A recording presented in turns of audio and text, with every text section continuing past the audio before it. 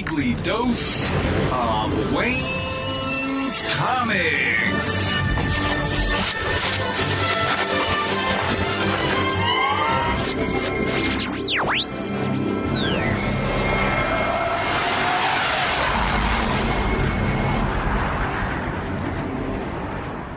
I'm so glad you're listening to episode 249 of the Wayne's Comics podcast. Thanks so much.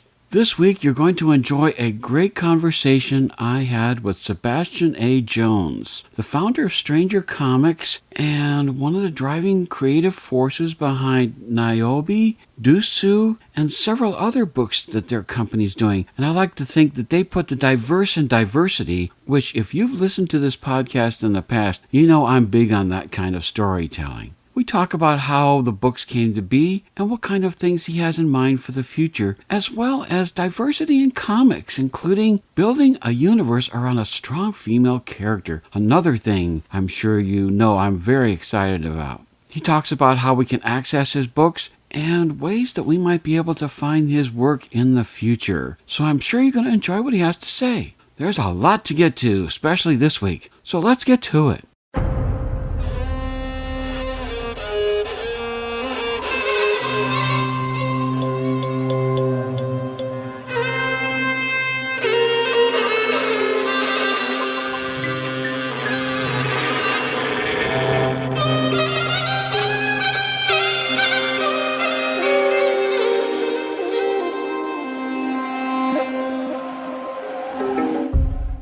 It's great to welcome to the podcast Sebastian Jones, creator of many great books, including Niobe and Dusu, and founder of a comic company called Stranger Comics. And one of the things I love, Sebastian, is that you call fans of Stranger Comics, you're a stranger, which is taking the whole thing around and making it as something different, which I love. I always love when words get turned around like that. So how you doing today? I'm doing good, thank you. Yeah, just been kind of, I guess, gearing up for New York Comic Con. We just shipped our pallet off to New York and praying to the truck gods that our stuff will make it, and then we'll be in New York, going crazy out there for a week. Very good, very good. I'll probably see you out there because I just found out recently I'm going too. Oh, cool! So, awesome. Yeah, stop by. I'll pick up I'll pick up more stuff because I saw you last at Baltimore. You were out in Baltimore. Of course, you're out in L.A. You're doing a lot of traveling these days. Yeah, it's been hardcore. We did Baltimore, then we did Rose City in Oregon, which was a great convention. All the kind of Pacific Northwest conventions are just they're fantastic. Emerald City, and then we did Long Beach back in LA. Yep, New York. Then we'll do Kamikaze. We'll be there for the LA folks that missed us at Long Beach, and then we'll be back out in Eugene, Oregon, more than likely for one of the smaller conventions up there. But it's beautiful up there, and any chance I can get to Oregon, it's a good thing. Okay, great. The one thing that I'm really interested in, and I was talking a little bit before we started recording about the fact that I'm a big believer in diversity in comics. Sure. And when I read your books, I get that it fills a part of me that it's a need that I have to understand more than just my own surroundings. Sure. There are stories that you're telling that, honestly, living in Florida, I probably am not going to run into or understand much about. And so when I got the chance to read Niobe and review the second issue for major spoilers, I came away with this real sense of understanding and knowing, and just the beginnings of understanding the culture and things that Niobe's in. Do you want to describe what the Niobe series is about? Because this is all going to tie in, apparently, at some point. So what's Niobe about? Niobe, the comic itself, the comic series, is really kind of a Beauty and the Beast love story threaded with a murder mystery about a young teenage elven girl who is actually mixed and half black and but very culturally rooted, about finding her faith and finding her spirit amongst her ancestors. And she'll find even there are certain challenges that she's going to have to overcome. And kind of, where we're heading with the series is she's going to essentially have to unite her people, unite the girls in the tribe that we haven't quite seen yet. There's going to be a nice reveal in issue 4 against kind of an overall threat. And there's a lot of kind of, I guess, what we really try to do is really kind of have it grounded in culture, grounded in mythos, grounded also in what young folks of color, young folks in general, young females, go through. I'm a big believer that, having cultural representation in comics is extremely important, as well as working with creators of color to tell those tales. Look, I'm mixed, but I'm not a young teenage girl, and so that's why I really wanted to work with somebody of that age and could shed light on, and have a voice, that will speak to a generation that I can't necessarily speak to. So, I'd met with actually quite a few teenage girls, and it was like it just never really clicked until I met Amanda Stenberg, and the young social voice of our generation, and obviously actress from The Hunger Games who played Rue, and it was like lightning in a bottle. So we clicked on so many levels, and Niobe herself is a character has been in my heart and soul for 25 years, along with the world that I've been building. It's a beautiful thing. We see rising tide raises all ships, and more folks are coming out, and more things are being inclusionary and represented and diverse, whatever kind of term that feels right. But I do get a little nervous, because suddenly it feels in some areas that it's like, oh well, it's the hip thing to suddenly jump on. And unless the care and attention is really being focused on making it a reality and not some cosmetic hip, it must be Black History Month kind of thing, it feels a little pandery, which is also dangerous in such a climate. So we're kind of honored to really work with Amanda, work with Ashley A. Woods, who's doing the artwork, on Niobe, and then it's just Dusu has strong tie-ins to Niobe. That's Niobe's tribe that she'll eventually meet. So all kind of like world-building stuff in a very rooted, organic way, I guess. Now, of course, she's also involved with the Untamed, I understand, as well. So she's is she basically like the place that all your comics are kind of rotating around? Is she kind of the focal point of your stories? For lack of a better term, I guess she's the Luke Skywalker of our franchise. She is, Superman. She is Spider-Man. She is Harry Potter. She is Frodo Baggins. And she is not the love interest, and she is not the safe love interest. She has dreadlock. She has reasons why she has dreadlock. She has elven ears. She's shattering stereotypes of what we have seen as, standards of beauty and standards of what the savior, the messiah character of your franchise should be. And for it to be also, I want kids to be, who go like, hey, I want to be Spider-Man, to go, hey, I want to be Niobe. And, so that's very important. So her character was first introduced in the Untamed. So I wrote the Untamed graphic novel and had worked with amazing creator Peter Bergting and Daryl May. Daryl also does the layouts for Niobe, and Peter had done covers for like Lord of the Rings and Harry Potter over in Sweden. He does Baltimore with Mike Mignola. He's a pretty big deal, and his fantasy aesthetic is stunning. But we spent nearly 10 years painting the book. Wow. And it's really this story of a man's kind of quest for vengeance, and in the end finds, we hope, redemption.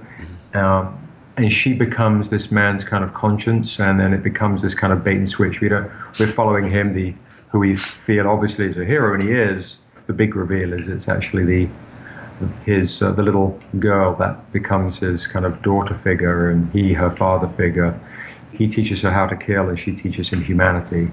And the further they go along, the closer they realize how much they actually have in common. And there's so much backstory to Niobe and who she really is and where she's really from and where she's really going, that it's folks that'll buy the Untamed graphic novel or the new Untamed comic, which actually people can pre-order now. It's called The Untamed Killing Floor. that I wrote, and I had Peter Bergting and Darryl May again on the same Untamed team, and lucky enough to have Jay Lee doing ridiculous variant covers. But yeah, if you want to learn more about Niobe's world, the prequel to before she got to Niobe, She Is Life, pick up the Untamed. You'll be happy. Okay, so that's the sequence you should read them in.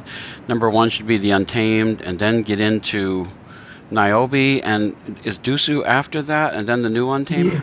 Is that the sequence? Yeah. No, the sequence. So the sequence generally is, and then we're going to hit kind of like a plateau in timeline, so people don't get too confused. But one thing for it as an independent publisher, I've been asked this question since I've been doing this now, which is this really going to go anywhere? And so by giving a taste of a few different timelines, I wanted to kind of show that there is progression, there is a bigger world than just what you see. So the sequence is, if you want to really read it in order, although you can just pick up any of these series and it's a complete story in itself. You don't really need the others, but it's like that traditional Marvel. You want to read the Untamed, A Sinner's Prayer graphic novel first. Then you want to read, if you can, when it comes out in November, you can pre-order it now, the Untamed Killing Floor. Then you would read Niobe, She Is Life. And then you would read Erathun, which issue 2 just dropped, and I had Jamaican artist Sheldon Mitchell from Top Cow do the illustrations. He's ridiculously amazing. And I wrote that also with Darryl May. So you'll see a lot of the same folks. Dusu Path of the Ancient happens during the same time frame as the Untamed. Oh, okay, very good. So, and of course, you've got ongoing stuff going on now. You've got the Untamed is going to continue on. Is that a miniseries or is that an ongoing? How's that going to work? Yeah, so basically, the Untamed, A Sinner's Prayer, the graphic novel's done. That's a 7-issue miniseries. 7 days for 7 souls, 7 issues. Then the Untamed Killing Floor is 4 issues. We're debating whether to push it to 5 to give it a bit of breathing, but it's looking amazing.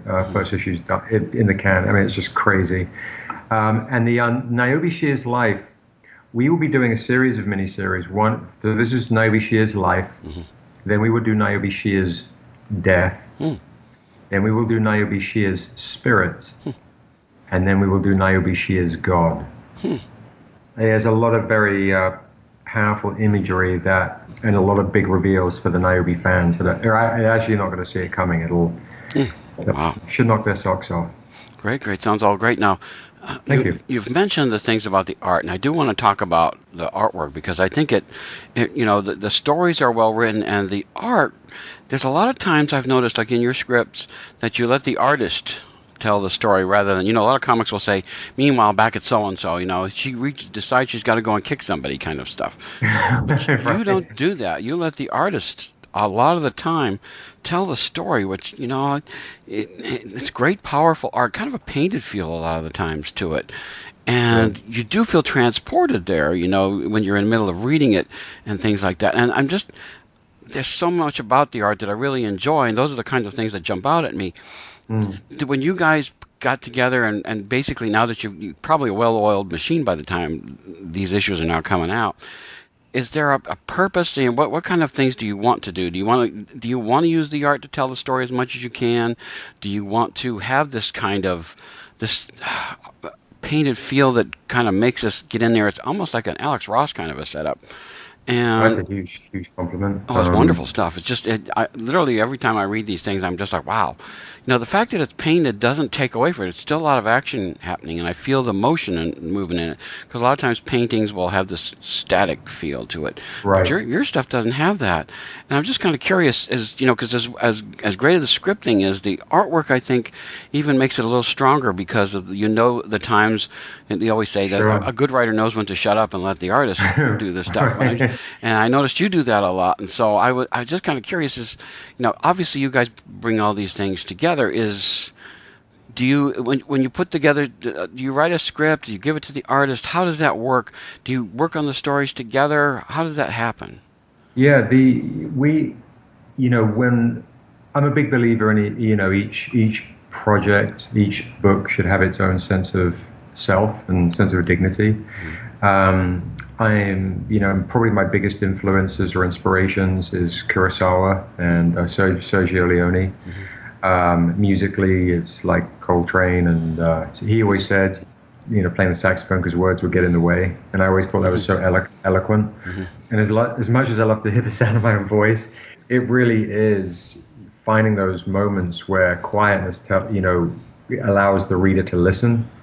And I'm an actor now and again, and coaches have always said the best actors are the ones that listen. So if I'm too busy yapping, and I can't hear the other person's voice or the sound or the smell, the sense of, atmosphere and so on, then neither will a reader. So to answer your question, the process is I write a script, and I've become even more loose with my writing in the sense that initially I would be pretty detailed.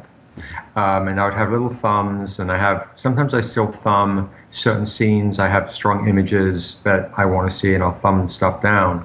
But I work very closely with Daryl May. He's our chief creative. He's been with me since the beginning. And he lays out every single book that we've ever done, every kid's book and every comic. And so we have this process back and forth, where he will lay stuff out. It'll be really rough to start with. I go in, I make changes, we correlate it to the script, we go back and forth until we're really happy.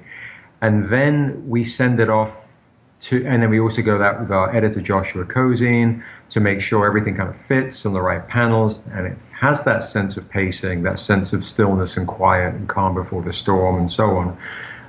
Before we send it off to Ashley or Peter or Sheldon or Corey or Hyung, Jay, Lee, whoever we're working with now, and then let them, unless I've got some real specifics with Daryl on the panels, let them also breathe their own reality into it, that maybe there'll be a tug or a pull or the cameras, I thought about it should be better low down to the ground, and we look up and maybe Ashley said, no, you know what, I think this is better here. And more often than not, she proves herself right. And it also lends herself an opportunity to not only make it beautiful and not stress the kind of what is in my head, but accentuating it and giving it a new life and another pass and a fresh perspective. So by the time it's gone through, and I write everything as a film script.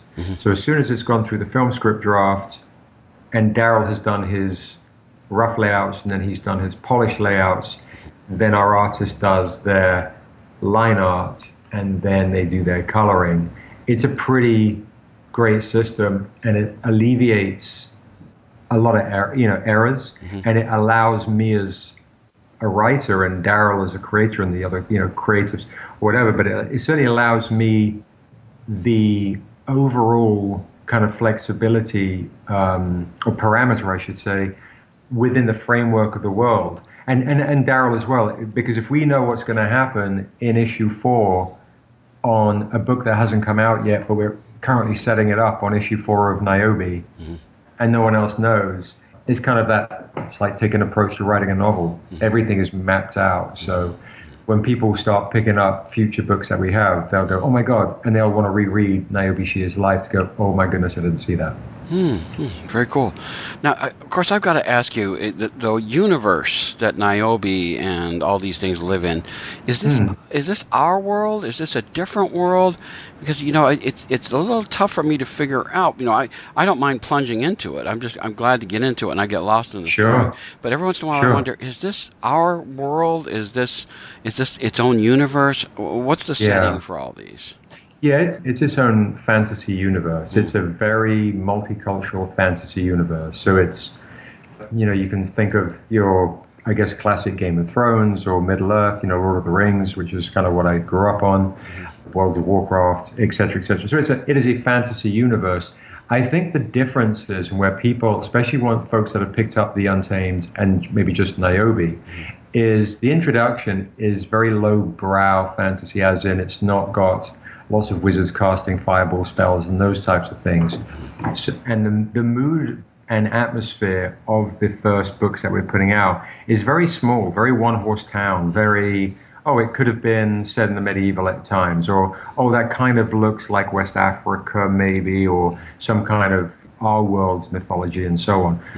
But the reason being is I want to get people invested in the character, and then all these subtle flourishes with spells or runes or elves or orcs or whatever, they become almost like you accept it.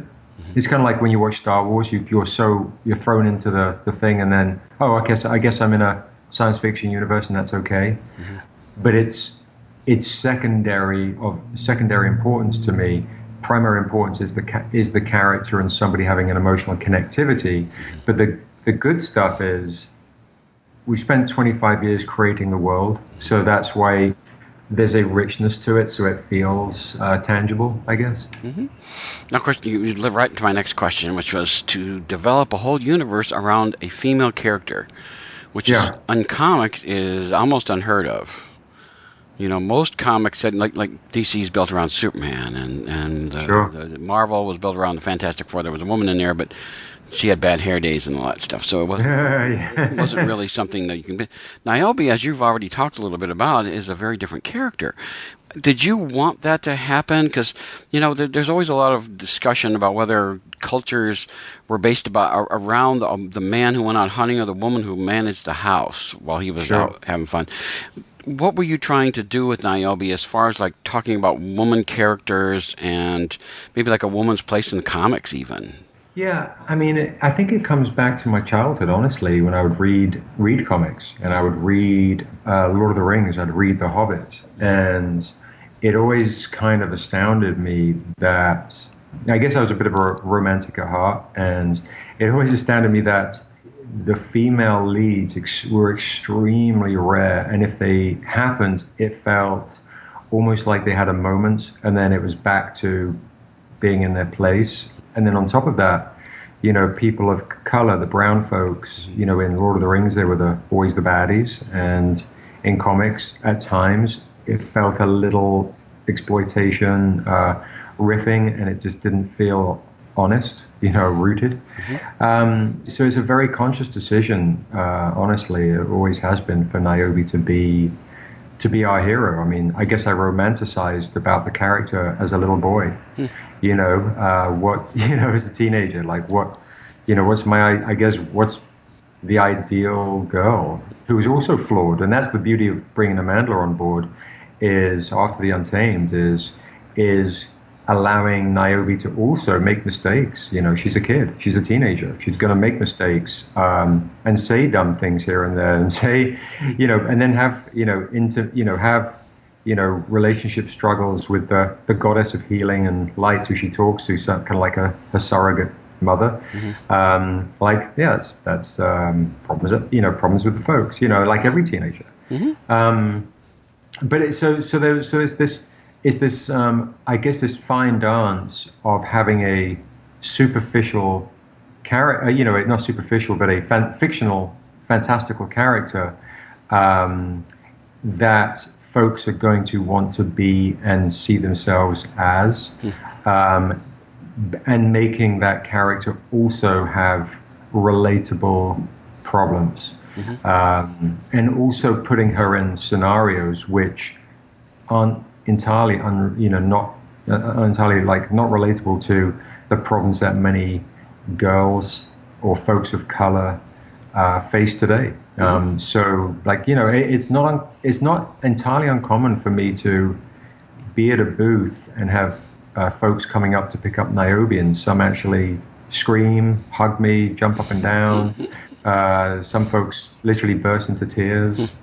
It's because I think, and this isn't, you know, like, oh, look at me kind of, you know, to be obtuse, but I think at times where you see sometimes other characters of color, sometimes you got to go like, okay, how long is this character going to be around, and what are the real reasons, and what are they, you know, quick, we quickly need to get a black girl out in comics because it's kind of hot right now. And when I speak to certain store owners, and I've met one at Long Beach Comic Con from England, and she said, we we sold out of Niobe nonstop because, and she said, so many were readers who had never bought a comic in their life before. Wow. Wow, that's really something, because you realize, of course, that the notion of having female leads who are strong has only been like in the last couple of years. Yeah. If you were doing this like 25 years ago, you were way ahead of your time as far as setting this whole kind of thing up. Which, but I think the industry is more than ready for that. As much Yes, as they are. I think the diversity we're more than ready for, because I want to know things about things I don't know. I don't necessarily need to know. Right. I don't want to keep exploring the same things. So many comics take place in New York City, and while that's a very Yep. diverse area, the truth of Sure. it is there's a lot of stories that don't fall into New York City. Right. So when I'm reading your books, I was transported to this place I'd never been before, and I always loved that. And That's great. so Thank you. for me, I just kind of thought that, and this is why I think that it's important to get the word out about your books, is because I'm sure I'm not the only one that feels this way, that, the Long Johns are wonderful comics. I buy lots of them and I read lots of them. But Sure. I want to have variety, and your books really scratch that itch really tremendously for me. Thank you. And I love that. I love the fact that it's a little more tribal in nature a lot of the times. What that does to me is it makes it that I don't know what you're going to do next, because I'm not all that familiar with tribal cultures and how they function. So when you're Sure. doing stuff, I'm not only am I going through the story, I'm learning some of these things. And that's the thing I think about your books that just, that made Niobe just leap at me. And I was so glad to read it. And then, the other books that I've read of yours, and there's still more I want to get to. And the whole thing to me is that comics can take us places that other mediums have a lot of difficulty doing, because, you and your artist can sit down and come up with a story that moves us there. If we try to make a television show out of this, which, by the way, I think all these would make great TV shows. You talk about doing a TV script. I'm going like, yeah, good. Maybe this will end up in television. These things could really. That's the goal. Yeah, we're having a chat with a couple of folks right now, so fingers crossed. Good for you, because I would love to see these kinds of things. But I have to ask you, of course. I Sure. don't. I'm probably not in the majority as far as these things go. I have trouble when they take, Miles Morales, who's half Hispanic and half black, and make him Spider-Man. Because I think that, there's a series of books, I think it's Eric Seaton, his name is, who does Legend of the Montamaji, which I really love. And I always like to talk about that series because it was a totally set up it's in a modern culture, but the whole universe that was set up, even though there's superheroes and they basically have costumes and all kinds of things like that, it was based on a very different culture, and how that the heroes function within that culture. It was like 4 trade paperbacks, which I really loved. They made a little movie out of it. And I just, I came away from that really going, this is what you can do. You don't have to take a person of color and stuff them in an existing uniform. Right. You can tell stories in their own circumstances that really show. I'm kind of, for the most part, I'm kind of with you on that. I thought there was some part of me, I guess, that was kind of tickled that a lot of folks were freaking out that their beloved Spider-Man was suddenly brown, and they get to experience what brown people have been experiencing for a long time. And I think everybody kind of has their own personal relationship with certain heroes as well. Like Spider-Man is a big deal. For a lot of people, like they grew up with that. That's their epic hero since they were a kid. So there's always going to be kind of like those visceral reactions. For me, it actually didn't bug me so much, because it was nice to finally see the face of a franchise be someone brown, and for folks to kind of get over it in a broader sense of the term. But I do very much agree with this whole concept of trying to appease by taking pre-existing characters and force feeding, and it feels very pandering, and the fans are very generally wise to that. There's no reason why you can't create something new and special and powerful and beautiful and tragic and and all the rest of it. And I think But in doing that, you've got to think like some of these, big corporations, they've got their formulas and they've got their balance sheets. And so when you're creating a new character, and then how much research development goes into it, how much time has spent developing the character, is it going to be a hit? Is it going to be a miss? How much do they then, and then if that's the case, how much do they really care? really care about creating something that's new. I mean, how many times are we going to see a new invention of a character just because it's got a costume change? I mean, it gets a bit like, honestly, the Hulk, the Incredible Hulk is my all-time favorite character. But as soon as they started coming out with the Red Hulk and the Hulk Kids and the Hulk this and the Hulk that, I was like, I'm completely over it. It just does nothing for me. I do something original and beautiful and new.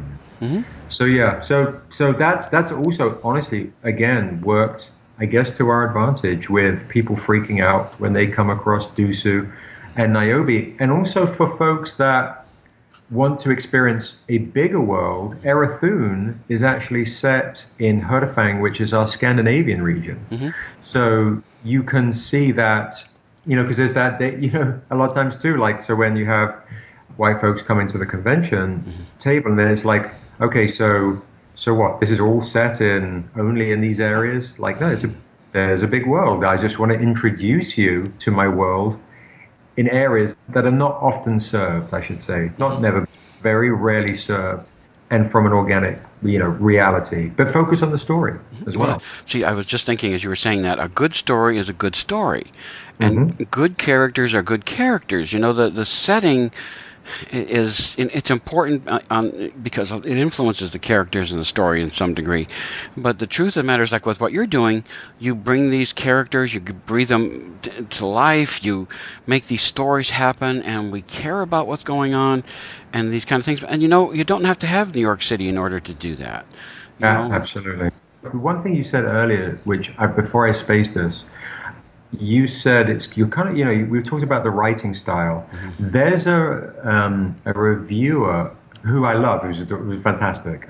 She's very supportive, and she said, one thing about my writing is it's very frustrating because she wants to know everything right away, and then get to know, okay, great, now we're on for the journey. And I think the drawback to, I guess, the critics of the writing and the style is the fact I'm not giving you anything. You've got to read it to find out. And that's going to lose a lot of people. But for the ones that stick along for the ride, that's a big part of it. Yeah, I wanted to make sure I remember to mention that point. I'll tell you a quick story about James Tynion IV. I got to interview him. He was doing a weekly comic called Batman and Robin Eternal. Wow. And in like the 26th issue out of like a year or thereabouts, he finally revealed who the big bad was. And all these people online were going like, why did he wait so long? Why didn't he tell us right away who it was? And, his reaction is just like yours. He started to laugh. And I said, that was my reaction. You're not going to do that. You're not going to tell the whole story in the first issue. Why bother to come back and do the rest?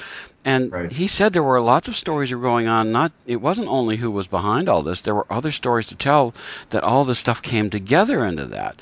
And it's like with your book, you've got your universe and you're telling all these stories. They're all tied together. And if you read them, you're going to get the whole story of it, not just bits and pieces. As good as the bits and pieces are, you've got good stories going on in all the different books. And yet you're going to understand the universe a lot more. And honestly, universe building is something that we could use a lot more of in comics, I kind of feel. So you're doing a job I wish that more book companies would do. Thank you, man. Thank you. Yeah, we've spent a lot of time, I guess, playing too much Dungeons and Dragons. It's a great way to flesh out a fantasy world and live action role playing. I mean, I've been playing fantasy games, running around in my mum's bathrobe when I was 12 years old, wielding a latex rubber sword, doing laughing when I was a kid in England. And I look back now and going, wow, that's the foundation for the world of Asunder is that stuff. But it's fun. But one thing you got to be careful too when you're world building. I don't want a fan to read Niobe and go, oh snap, I have to get everything else just to understand Niobe. My hope is because that was back when I was a much bigger collector. At times I felt like, oh, okay, I'm kind of a little lost. I know unless I get the entire crossover. I don't want to feel. I feel it's a huge responsibility to when someone comes to my booth or goes into a comic shop and they've got $10 in their pocket and they already know they're going to buy Spider-Man and they go, you know what, I'm going to forgo that, and they're going to spend that $4 on one of my titles. That's a big deal to me. I feel really responsible because times are really, really tough, and $4 is a lot of money. so I want somebody to read Niobe and get fully satisfied. But if they want to learn more of the world, they can. But it's not going to impact completely their enjoyment from the simple through line of what the Niobe Shears life story is about, or the Untamed, and so on. Because, boy, certain company titles came right to mind when you started talking about that, and I won't name them here, but the people know that you've got to buy all these different crossovers just to make sense out of the story. And right. I think your stories make me want to know more. That's the way to really do it, is to tell good stories, but we'll understand that there's other things that are happening that we want to understand more about, and to do that we get the other books, so we get a good story, but we even get a larger good story if we do these other things. And I would like to see other companies do that, honestly, but we won't talk about that. But let me ask you a question, because I'm just curious about Stranger Comics. I understand you're the founder of this company. Yeah. What brought you to make your own comic company? Oh boy. Well, I used to run a record label, I guess, for about a decade, and I'd put out historical jazz and blues, old soul, funk, that kind of stuff. Mm-hmm. And I was really enamored with writing the liner notes and doing the research while I was playing a lot of Dungeons and Dragons and acting crazy.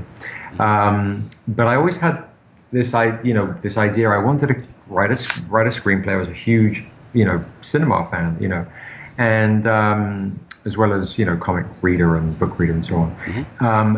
Mm-hmm. So I wrote this monstrous script, and it was 300 pages, and a producer read it and said, you're actually pretty good at writing, but no one will ever produce this. This is completely unproducible. Go back to the drawing board. Mm-hmm. And then literally I started rocking my newborn to sleep, and in 10 minutes I was writing, I'm a bad man. I have 7 days to reap 7 souls. I will make a deal with the devil to get my family, blah, blah, blah, and so on. And what I was doing is, I guess I was painting my own kind of, my own inner turmoil under the hooded robe of this hero within this world I'd spent at that point, I guess, well over a decade, nearly 2 decades creating. And then being so grown up on all those old samurai Kurosawa movies, spaghetti westerns, everything was set in a one-horse town. And I took a step back after a while and was like, wow, this is a kind of a cool idea for a comic, and a great idea for a TV show or a film. It's producible, it's contained. What a great way to introduce a whole world, not from let's go and save the princess or pop the ring in the lava, but let's just introduce the world, in a badass vengeance to redemption story. And so fans who read or watch will have this familiar theme. Men can read it and relate, because men always want a second chance to be a better father or husband, or just be a better man. Women will want the man to be better, and then women will also have the ultimate win, and girls will have the ultimate win where they go, oh my God, wait a minute, Niobe is the one that's actually the face of the franchise. So these wonderful opportunities for that. So I shopped the idea around to a few comic companies, and I won't name any names, but blah, blah, and then I started my own company. So I started my own company to, I guess, protect the vision of the Untamed and the character Niobe, and felt like, and the hero in the story is the stranger, kind of like the Shiro Mifune type character, the stranger, the man with no name, and so on. And then I was like, wait, Stranger Comics, wow, I wonder if surely that's been taken. And, comics being from the, olden days, Strange Tales, Stranger Tales, right. And I was like, wow, we've trademarked it, we, got the .com for it, and there we had it. It was kind of, I guess, you don't want to be too kind of cheeseball, but I guess it was kind of destiny. Wow, cool. But your timing couldn't be better, I think, because I think the industry now is ready for the kind of books that you're doing, the kind of stories you're telling. I think there's a hunger out there for it. I know when I saw it, I was just so enamored with. I had to read it once I saw what the Niobe #2 was, and of course went right back and got #1. Grateful it was out on Comixology, so I could get a hold of it and be able to read it. That's the great thing about digitals, is if you miss something, you can actually get it in a digital thing, so you can read your paper. And stuff like that, which is great. Now, sure. And so all this stuff is good. I think, you're doing the smart things, I think, by putting it out on digital, as well as having paper copies at conventions and stuff. I think stores would be wise to if they know their customers well, they can know who would want the books that you're I making. I tell you, Wayne, it's a really good point, because I know some stores literally tell me they put it next to Black Panther, they put it next to X-Men, or some just say we put it at the front and we sell out. We can't keep them in stock. If a girl walks in, we pitch them. If anyone walks in, they say we pitch them Niobe. But a girl, and I experience at this conventions, a girl has an immediate visceral connection. And they've seen Storm, they've seen what they've seen before. And if someone of color walks in, there's an immediate visceral reaction. If someone who is a black girl walks in, then double that, triple that. So it's easy to sell, and the reaction has always been so wonderfully well received. Thank goodness. We're really connecting. So some stores sell them in the hundreds. And some stores literally say to me, no, I'm not going to order it. I only had one. I'll order one or two copies because one or two people ordered it, but that's it. And I'm like, but it's the easiest book for you to sell. You're hitting an underserved market. I met one store owner. It's a big shop, and he said, when I walked into his store out in the Northwest, and said, here's Niobe and so on, you might want to check it out. And he said, oh my God, I wish I had this yesterday, because black guy walked into the store with his daughter and said, do you have anything that represents my daughter, and don't tell me Storm? And the store owner said he didn't know what to say, and and that was that. He goes, and I obviously now there's Moon Girl, there's a couple of other bits and bobs, but at time, but that's, he said, that was. He goes, I wonder how, and I don't think it registers for a lot of folks, as many folks, but he said, I'd never thought of it before. And for me, it's kind of astounding how you never thought of it before. So there are still some stores that will not pick up my books, and that's fine. And there are some stores that are unbelievably supportive and understand that they will make really good money, and they will make a lot of people very happy. And just because it's the face of the franchise, it doesn't mean it's alienating. I mean, the stranger in the Untamed is mixed like me. I mean, in the Erathun, it's, apart from Niobe, it's set in Scandinavia region. They're all European looking. So there's nothing there to purposely go out of our way to alienate or feel like people are not going to be culturally represented across the board. Now, Daryl, my CCO and layout artist and concept designer and so on, he has an anthropology degree. So we really make sure, on top of the gods, the dragons, the mythos, and so on, the easy stuff, we have real checks and balances. Wow. It's really good. You remind me of something that happened in a comic store where I was. There was a younger black girl came in, and she was writing a story, or like a thesis, on women of color who were heroes in comics. And we sat there, and there was a whole bunch of us there, and we struggled. Once you get past Storm, or maybe Photon, then you struggle after that.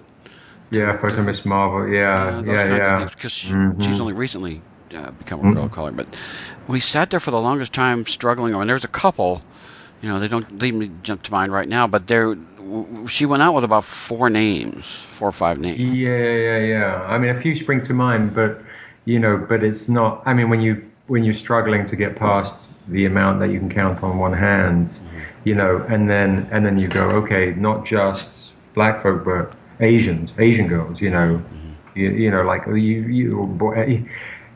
back when I first had the Untamed, I was literally told, and I'm sure it wouldn't have happened, but I was literally told by the odd person who was in the entertainment industry, if you make Niobe a white boy, I'll produce your stuff. And this is 10 years ago, and then you understand how some creators go, well, I've got a mortgage, I've got kids, or I've got rent to pay, or I'll never make it, or whatever. Right. I'll just have to do it. Yeah. And I stuck to my guns, but it costs.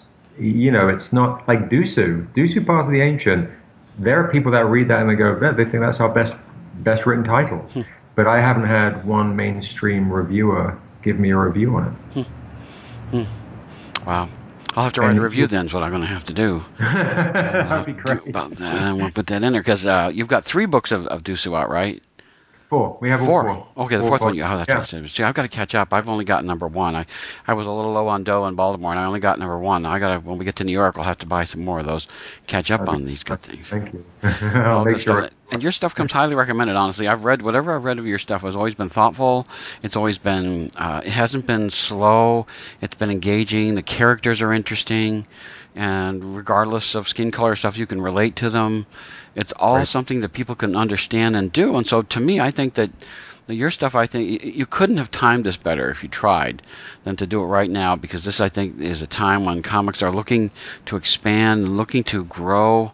And there's more women coming to comic stores now than ever before. And now we're seeing people of color in comic stores more than ever before. And, honestly, on this podcast, I was glad to get to talk with you because I always tell the joke that I could talk to white guys any day of the week on this podcast. So I'm always happy to talk to folks for a little more diversity in the stories. Not that I don't like talking to white guys. I do. And a lot of them are great, very creative, wonderful stuff. But it's nice to be able to inject a little bit of something different and expose people to something that they may not readily, come across. And so that's why I really wanted to talk with you, because I thought the books you're doing and the stories you're telling are ones I think more people should hear. And I hope this just continues to blossom for you. I really do. Thank you. I appreciate that, because I tell you, it's not for the faint of heart. It's very, very expensive for an independent just to keep the lights on, and we really try our best to make the projects as engaging as possible. I mean, we live in a day and age where folks are, they can spend their time on Snapchat doing a new filter. They can play a Facebook ad game. They could, go to the movies. They could download this. There's so many things they can do, and and because I think folks are spoilt with the top 10, especially, the top 5 or 6 publishers with the level of quality and the backing. I mean, there's the big thing for us is I think there's a sense of, for our fans, well, if Seb can do it and the guys at Stranger can do it, then I can do it too. It's great. Black Panther, leapt out to these record-breaking numbers and so on. But as well he should. He's got a billion-dollar corporation behind him. I really am very, very, consider myself very honored to be in a position where I have an opportunity to speak to all folks from all walks of life, and put this material forward, Well, it's great that you're here right now. Now is the best time to do it. Are there things that you guys are working on that we should be aware of? Like what's coming from you guys in the next couple of months? Let's see. Well, we've got Vampire Hunter D. That's epic. We got Vampire Hunter D on the strength of our other stuff. Wow. It's kind of like one of the huge honors of of our young company's life. So that's a big deal. And we've got Brandon Easton from Civil War Agent Carter is writing it. Michael Broussard is doing the art. And Jay Lee does the variants. We have Agnes Barbowska doing variants. Ashley A. Woods from Niobe doing variants. And Christopher Shy. So that's amazing. That's our big, giant legacy project, which kind of, suddenly puts our little company in a bigger bracket. The Untamed Killing Floor, you want to check for that. We are going to do, for the Niobe fans, a Kickstarter. And I know at times that sounds like a bad word, but it really is an opportunity going to be for folks to pre-order the graphic novel, special edition, for a discounted price, and obviously all sorts of other kind of gifts and goodies that you won't be able to find anywhere else. And we'll, so we'll do that with Amanda, and so it's just like pre-ordering from Amazon or a bookstore, but at a discount and with a whole bunch of fun stuff thrown in. So that's going to be exciting. Can I jump in and tell you something real quick? I read an article someplace where somebody was saying that Marvel was like the number one, but if you actually totaled up all the Kickstarter comics that are made through there, they're actually the second. Wow. The number 2 producer of comics, and some people dispute all that and stuff. But the fact that it even gets mentioned to me is a sign that Kickstarter, you call it might be a bad word, but I know a lot of people who only buy comics through Kickstarter. Wow, yeah. Well, when we did the Untamed, we finished the Untamed. We did a Kickstarter for the graphic novel, and people flooded to it, and it was really well received. And then we did then the film studio for Vampire Hunter D, they did a Kickstarter for the first issue of the comic, and obviously we were a big part of that. And that actually broke, I think, Kickstarter record for the highest amount for a single issue. But wow, congratulations. Thank you. No, it's a huge deal. But I think for the Niobe fans, it's going to be extra special because I get so, like you not being able to find issue 1, I get so many people emailing and sending me messages. I can't find issue 1. I can't find Niobe. I don't want to read it digital. I want this, or I want to read all 4 in one go. My store will, and some people say my store will just tell me they will not carry Niobe. So that I think is going to be just a great opportunity to allow people a chance to just get the book at a discounted way with all sorts of extra bonus trimmings and goodies and more info to the world. Do you know when that's going to start? We're looking at, I'm going to start that in November. If it doesn't do November, we're going to wait till February after the holidays. But my goal is for November. Okay, very good. Anything else that we should know about? Check out my kids' books. I've got kids' books. I do with Garcelle Beauvais and Halle Berry and Angie Harmon. We have a series called the I Am book series for parents out there. One is called I Am Mix, Celebration of All Cultures. We have I Am Living in Two Homes for kids that deal with separation and divorce. I Am Awesome, How to Be Brave and Not Give Up and Be a Good Friend, and that's for the kiddos. And then we will be hitting you with Morkamoa, The Rise of the Jade Lord, which is actually one of the main villains in the Niobe Shears life, and it'll feature Niobe when she was an infant. So all sorts of much more Asunder titles and more kids books as well. I've got one coming out called Silent Night, spelled with a K, just stay. Oh, and then definitely, pick up the Untamed Killing Floor. That's going to be a goodie. And then lots of other stuff set in Asunder. Just keep an eye on Stranger Comics. Now you have a website, and of course it's called StrangerComics.com. I do. And you're on Facebook too, right? And also, are you on Twitter as well? We're on Twitter, Instagram, Tumblr, Facebook, all with the @Stranger Comics, way to find us.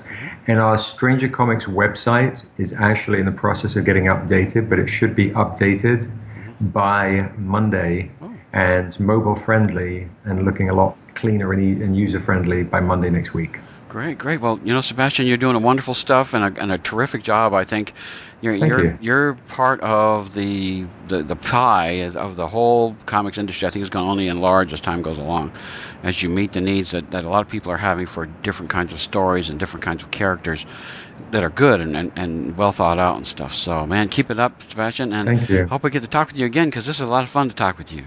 Thanks, Wayne. Really appreciate it. Thank you so much. And I guess I will see you in New York. Thank you very much. We'll look forward to it. People need dramatic examples to shake them out of apathy, and I can't do that as Bruce Wayne.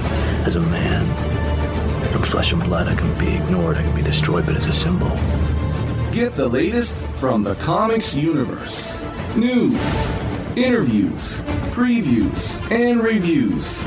Listen to the weekly Wayne's Comics podcast so you can keep reading your comics.